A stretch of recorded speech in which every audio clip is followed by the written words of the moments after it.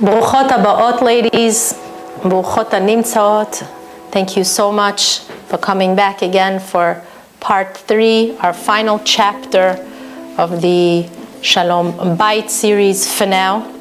Before we start our class, I just wanted to mention one more time about the donations. People are calling in and asking more specifics. Once again, we're trying to knock down some walls here in this unit in order to make a bigger space, because so many women want to attend our gatherings and there's mamish no room. There's no room for them.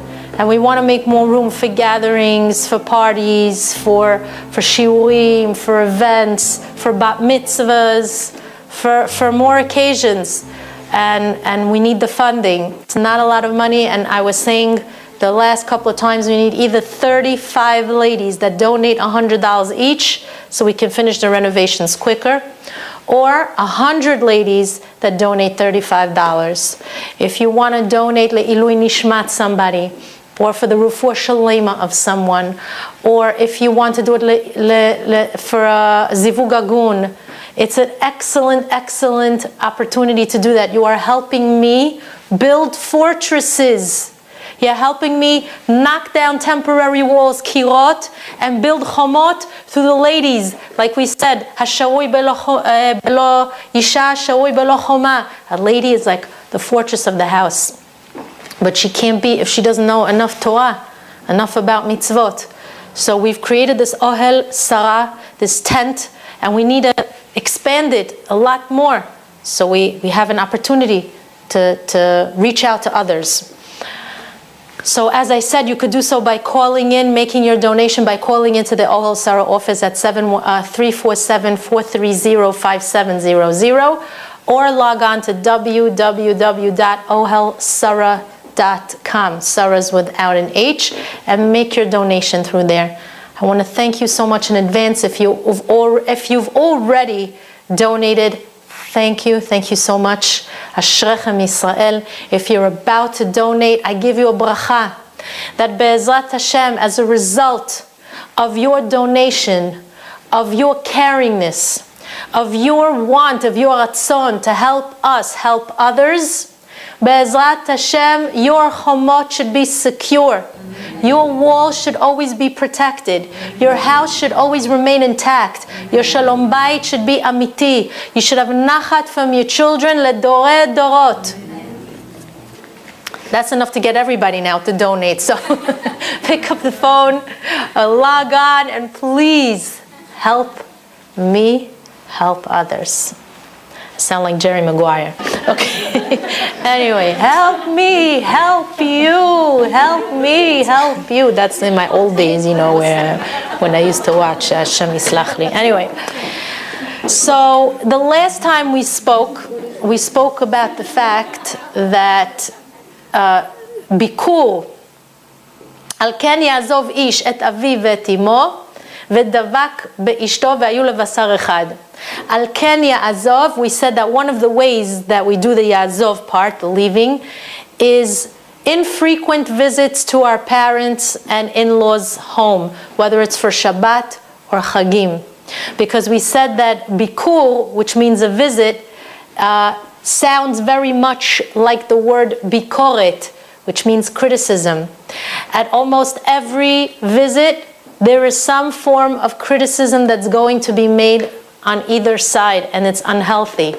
We spoke about how often a married couple with children should go to their parents or in-laws. We said it should be every 6 to 7 weeks. You go to either your parents or your in-laws. But for 6 or 7 weeks, you should be home. We also mentioned the fact that for a young married couple, if you're getting married, you're freshly married, newly married, you should not be going to your parents' house every day for supper or every week for Shabbat. Every 2 to 3 weeks, you go for Shabbat, alternating Shabbatot. And if you live near your parents, you shouldn't even sleep there. You should just go for the meal. Okay?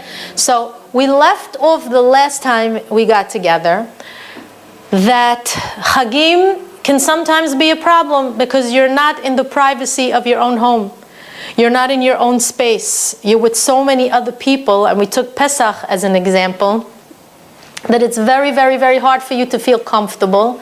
And at the end of the day, you don't necessarily end up enjoying the Chag. Neither do your kids end up understanding what the Chag is really all about.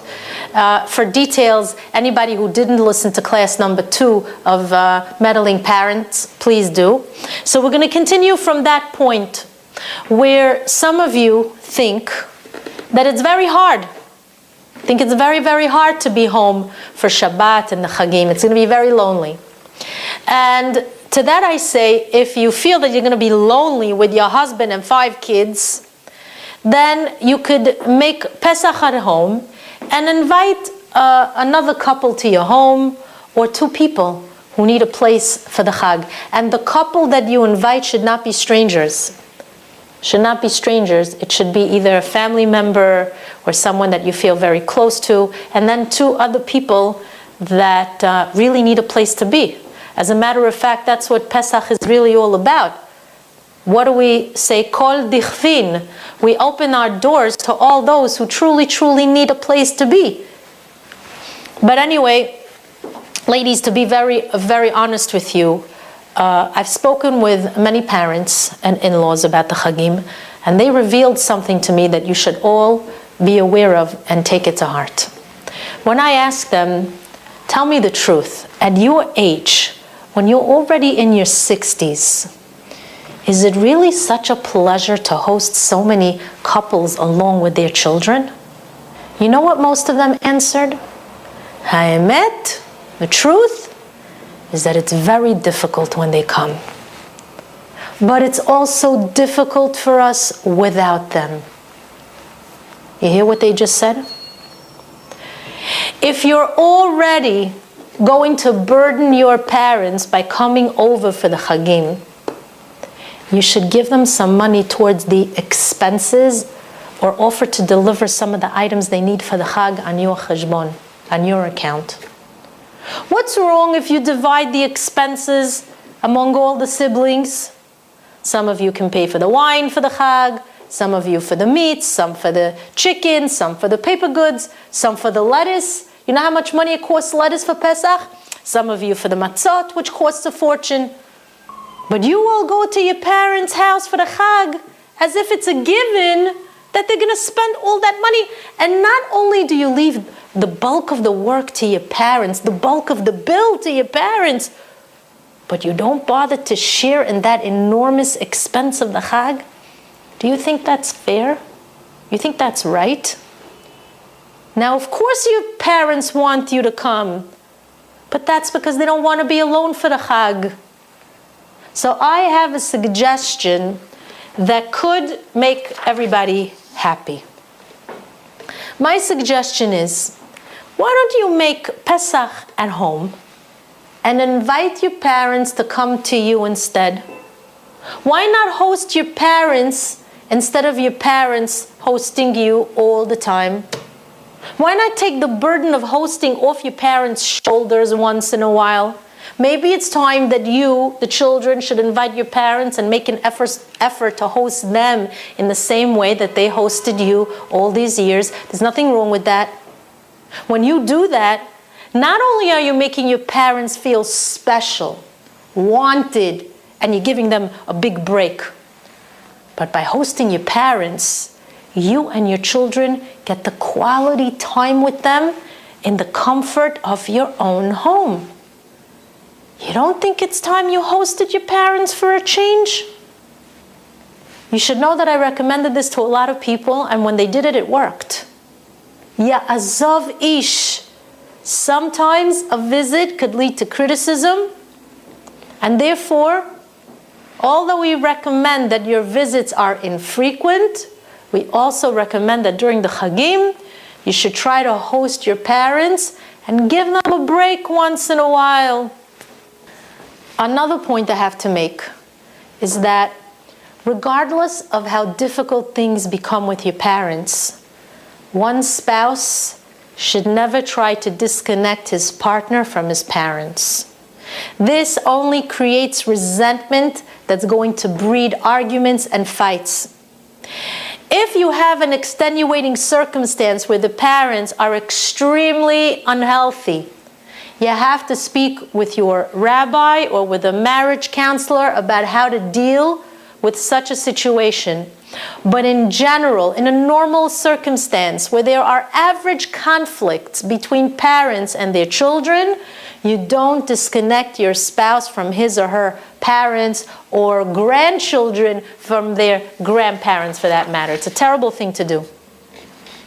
Anyway, moving on to tip number 3.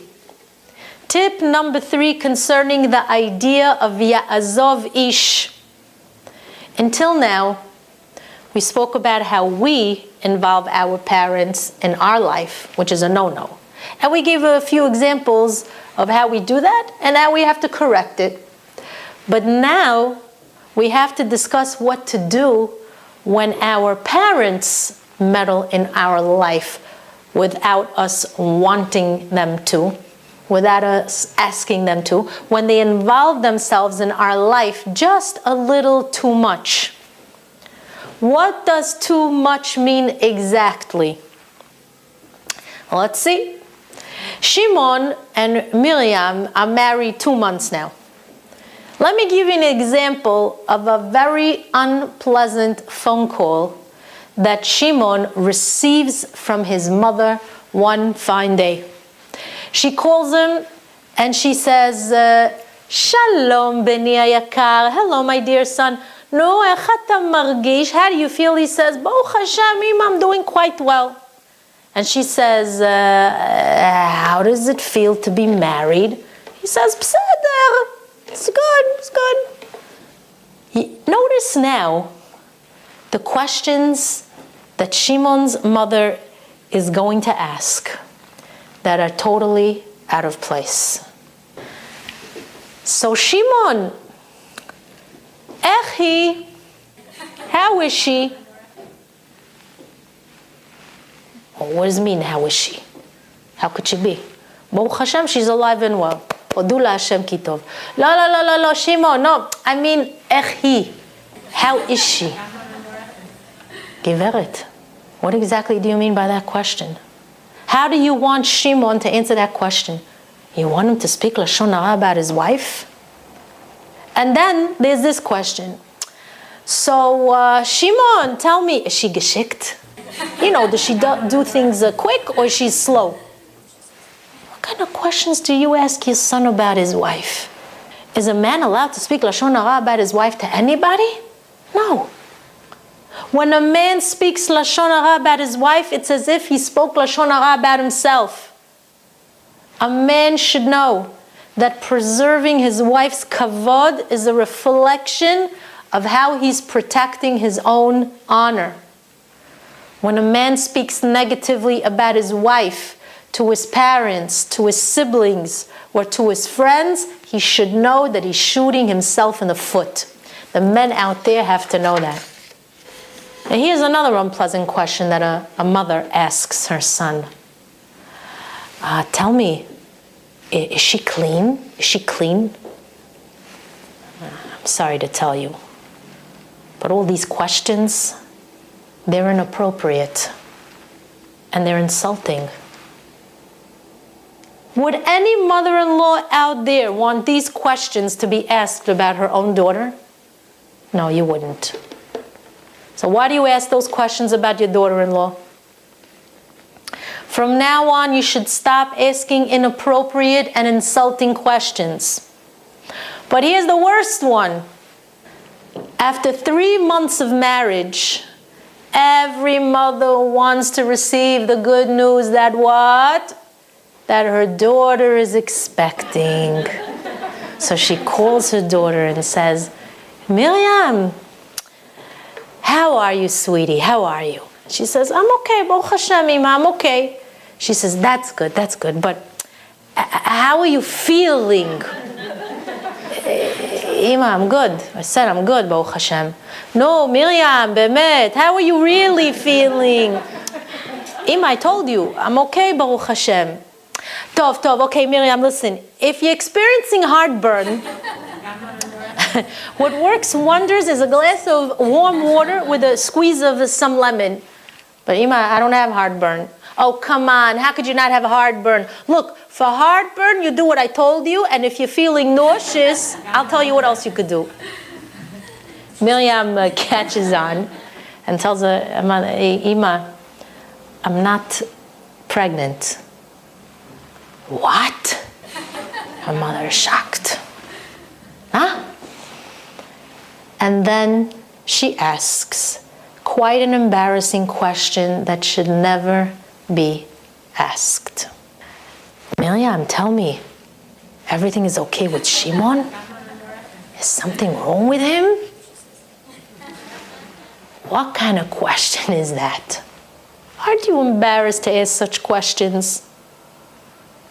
To the young women here and to the young women out there whose mothers or mother-in-laws ask these questions, I tell you, you are not allowed to answer such questions.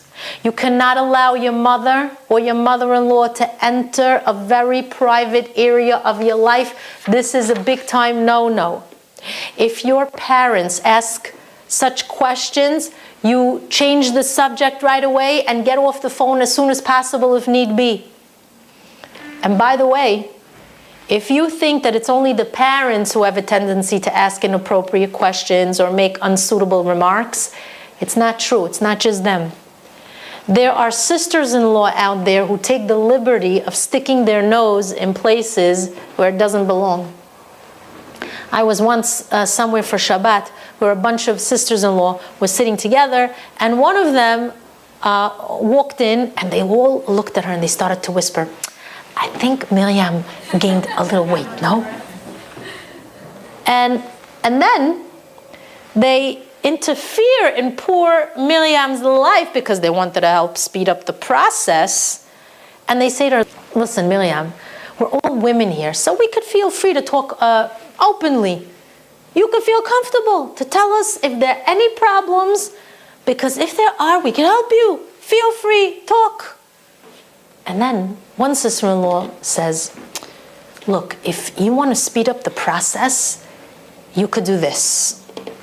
Or you could do what me and my husband did. Ladies, do you know how inappropriate this kind of talk is?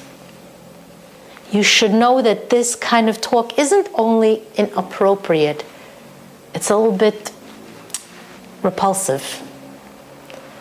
Nobody should ever stick his nose in somebody else's bedroom.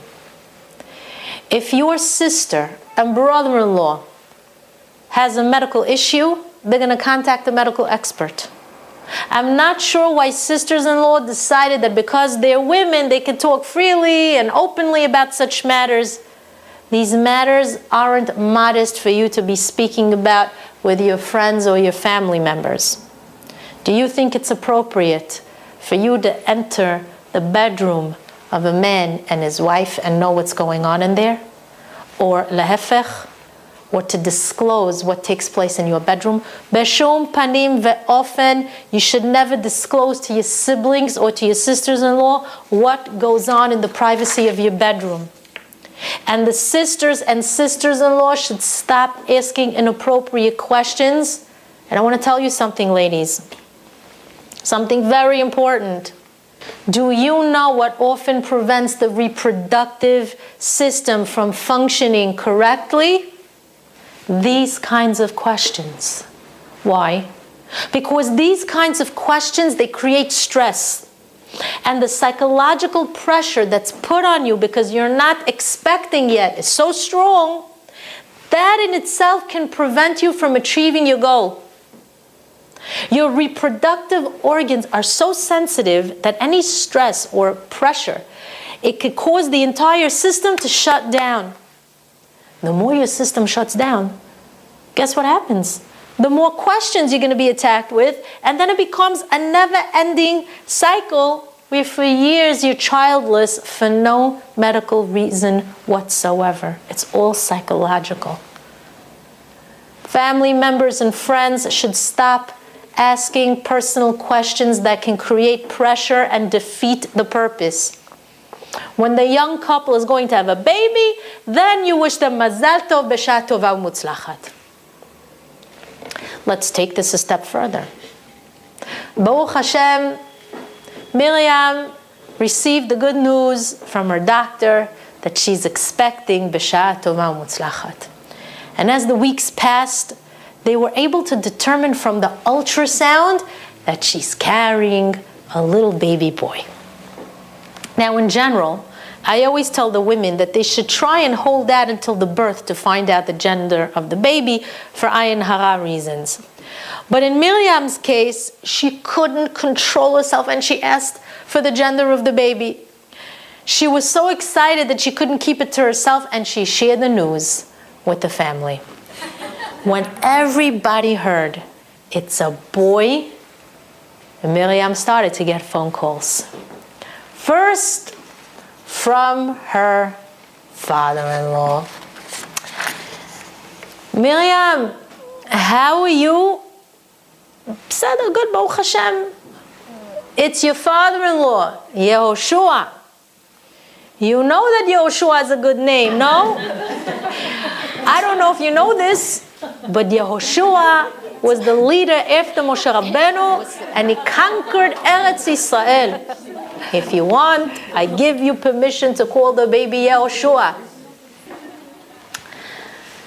But Miriam doesn't like the name Yehoshua. What's she gonna do? She hangs up the phone with her father-in-law. Next thing she knows, who calls? Her father. Miriam, neshama tova sheli, how are you? It's your father, Ephraim. You know that Ephraim received a beautiful bracha from Yaakov Avinu, lo? Nachon? If you want, you could call the baby Ephraim. And if you do, it's going to make me so happy. Ma lasot, Miriam doesn't like the name Ephraim and she doesn't like the name Yehoshua. What to do? What to say? Miriam wanted to choose her own name.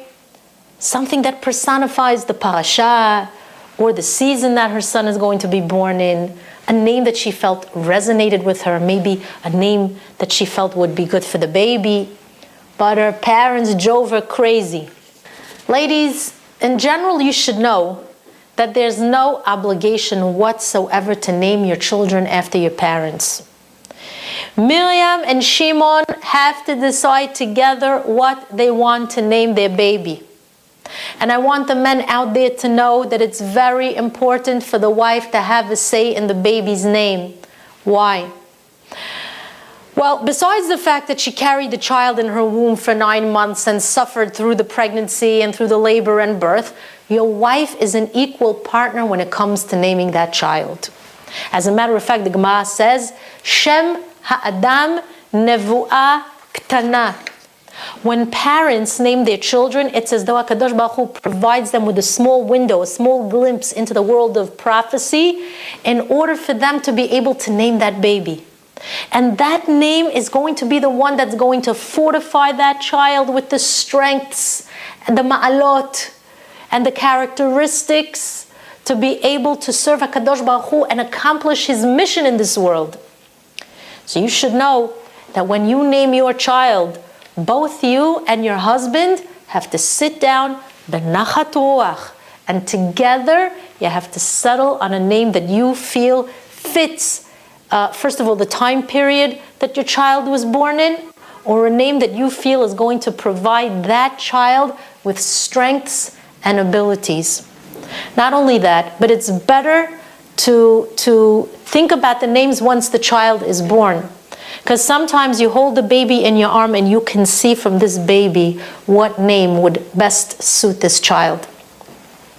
I also want to tell the parents out there that nowhere in the Chamisha Chumshei Torah do you see that anyone was named after a family member.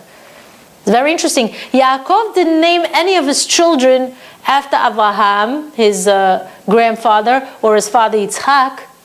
Each of the Shevatim had their own unique name. And you see that throughout Tanakh. Only much later on do you see a repetition of names. But until then, everybody had their own unique name. Nobody was named after anybody else. And secondly, and very interestingly, the majority of them were named by their mothers. You know why? Because a woman is on a higher spiritual level than a man. We spoke about this. We mentioned this in our previous classes. So when she chooses a name, it comes from a very high place of ruchaniyut. That's if the name that she chooses is a normal name. And some circles, as a matter of fact, the privilege of the naming of the child is given to the mother. I remember once being in Eretz Yisrael at a Brit Milah of a good friend who was a Yemenite, and I noticed that her husband came over to her at the Brit, and he said to her, "Nu, did you decide on a name?" And she says, "Yes, I decided we should call this baby Yaakov." And that was the name that was given to that baby. So I was standing right there, so I asked my friend, I said, "Wow, Mazal Tov, Yaakov is such a strong name.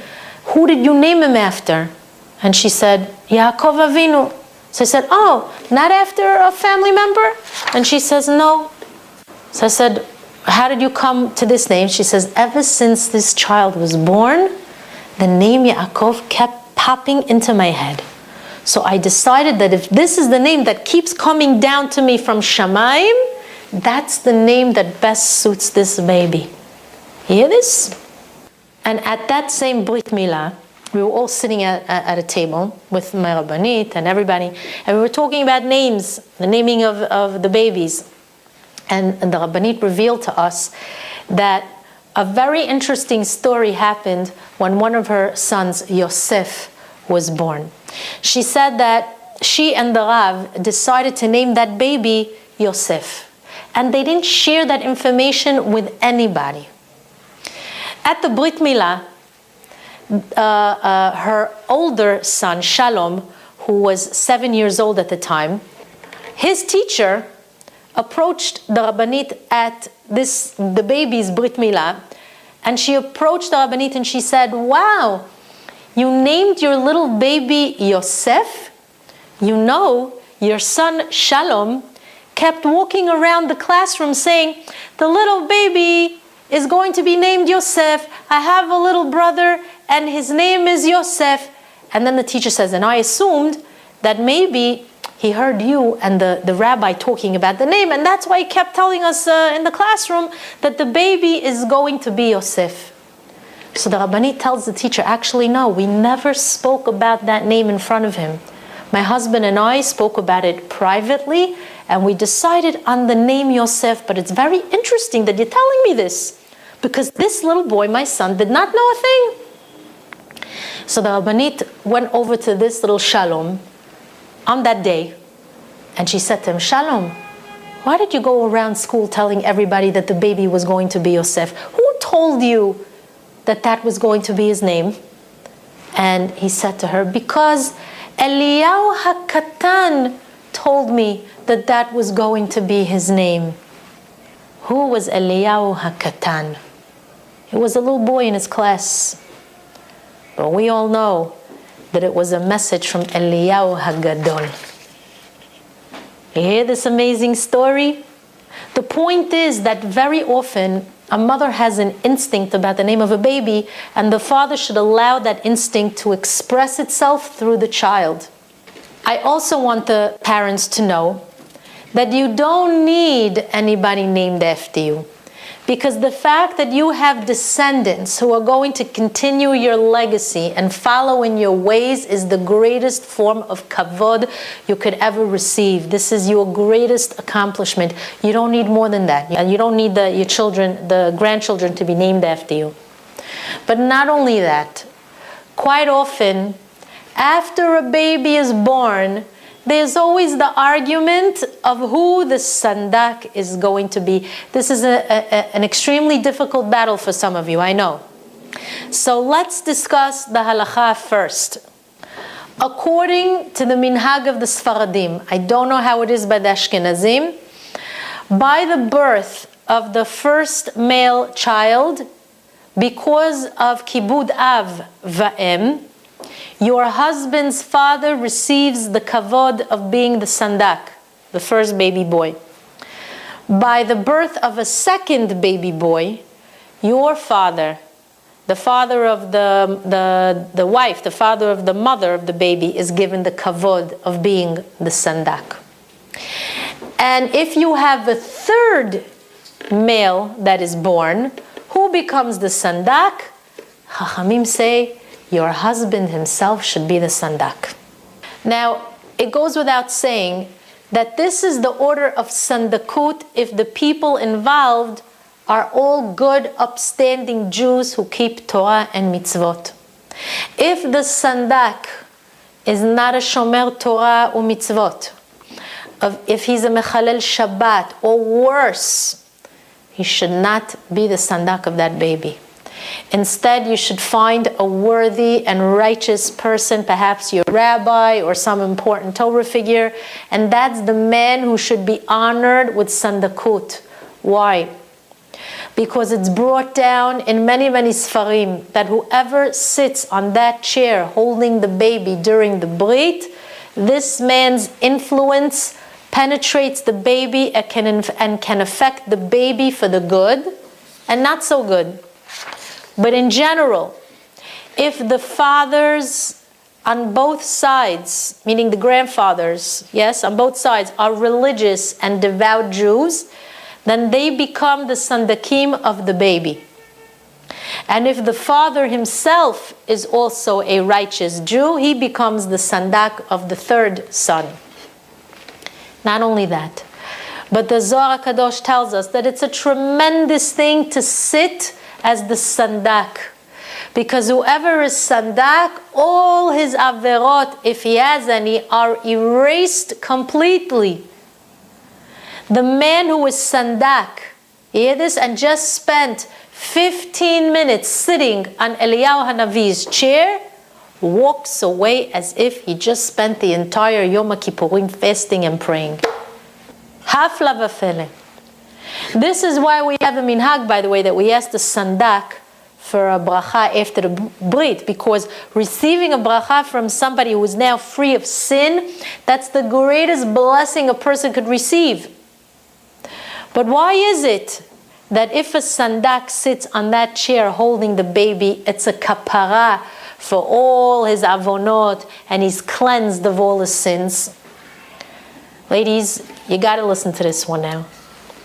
Says the Zohar Kadosh that it says in Sefer Vayikra, Shor or keves or ez ki yivaled, when an ox or a sheep or a goat is born, vehaya shivat yamim tachat imo, it shall remain with its mother for 7 days. Umiyom hashmini vehala yiratze lekorban ishe laHashem. And from the 8th day onwards, it can be accepted as a sacrifice for a fire offering to Hashem. Chachamim say that according to this pasuk, a korban can be taken for slaughtering on the 8th day. Now, let's see what the pasuk says concerning a brit milah, which very interestingly also appears in Sefer Vayikra. It says, Ubayom hashmini yimol basar orlato. And on the 8th day, the flesh of his foreskin shall be circumcised. Rabbi Shimon Bar Yochai alav Shalom comments that concerning a korban, we use the term Yom Hashmini. And by a Brit Milah, the same term is also used. Therefore, he concludes, a man who sits as a sandak and holds that baby, the baby is like a korban.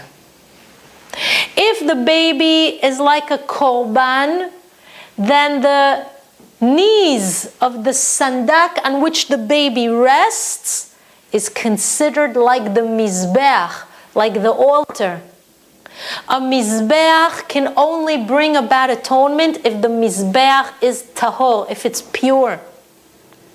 Therefore, HaKadosh Baruch Hu erases all the sins of the sandak the moment he sits on that chair, so that it could be pure enough to be like the altar on which that baby is going to lay. Do you hear this? The sandak becomes a mizbeach kapara. He's like an altar of atonement. That's one of the reasons why it's such a great honor to be a sandak. So that was tip number 3. It's all-encompassing. Tip number 4. Another point I want to discuss is that no matter what kind of machloket arises between you and your husband, you should never discuss it with your parents. We all know that marriage has its challenges and its difficulties. If you're going through a difficulty in your marriage, you should turn to a professional or to a rabbi who's a neutral party. And I do have to add that not every rabbi has the experience of dealing with Shalom Bayit issues. If you're chas v'shalom having a dilemma in your house, you have to turn to someone with a lot of experience in this field of study. You have to know that not every rabbi, even if he's a Talmid Chacham, can deal with issues of Shalom Bayit. Look at it this way. If you have a terrible toothache, do you run to the dentist or do you go to your local rabbi? You're going to run to the dentist, nachon? Why? Why don't you go to the rabbi instead? Let him make a misha beracha on your tooth and the tooth will be good, no? If you have a toothache, you go to a dentist because that's his area of expertise. The same is true when it concerns Shalom Bayit. Now, there are rabbis out there who do happen to be experts in the area of Shalom Bayit. But not every rabbi is an expert, and not every marriage counselor is necessarily qualified. It all depends on what the problem is. You have to do your research before you get the proper help.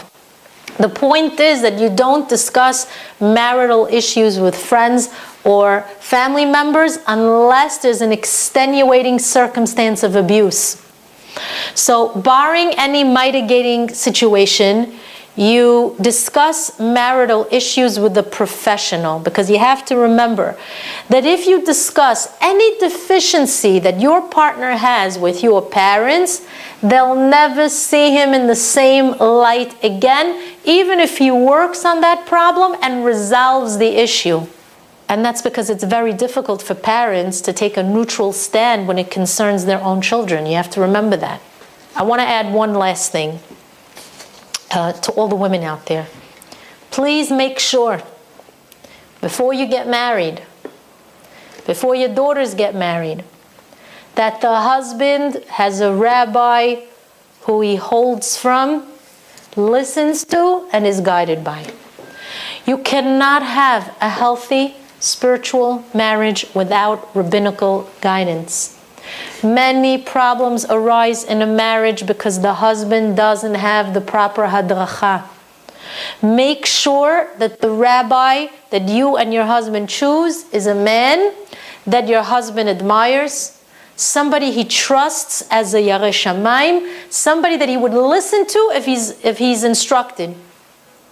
You're all going to have a lot more success in your marriage if you have a rabbi in your life who's guiding you and guiding your husband. A man who doesn't receive the proper hadracha concerning his home can't possibly have a successful marriage because there's nobody guiding him and nobody guiding his wife. Did you ever see a house that doesn't have hadracha? It's a house that's inflicted with challenges and arguments. It's a house where a woman doesn't respect her husband. It's a house where there's constant conflict because there's no guidance. Therefore, it's important that both of you choose a rabbi that is respected by both of you, and that you'll both have an easy time listening to his advice. So ladies, maybe now we can understand the pasuk that we began with earlier in this segment. Al ken ya'azov ish et aviv et imo v'davak be'ishto. When you release yourselves from your parents and you cling to one another, you know what the outcome is? V'hayu lebasar echad. You're going to achieve solidarity and a oneness in your marriage. When there is no chatzitza that comes between you and your partner, you could become one. Ladies, this ends the segment of meddling parents and outside interferences. I will say that I've been getting a lot of emails from mothers and even young women about the process of dating and how to choose the right partner. So, Be'ezrat Hashem, in the next coming weeks, I will be working on writing shiurim furthering the Shalom Bayit series, but titled Finding the Right Partner. It's going to be divided into a couple of sections. Be'ezrat Hashem, until then, I want to wish you all a tremendous week, a warm week, Shabbat Shalom u'Mevorach, and Be'ezrat Hashem, you should be zoicha to experience the ultimate shalom in your house and the ultimate security. Amen. Ken. Yehi Ratzon.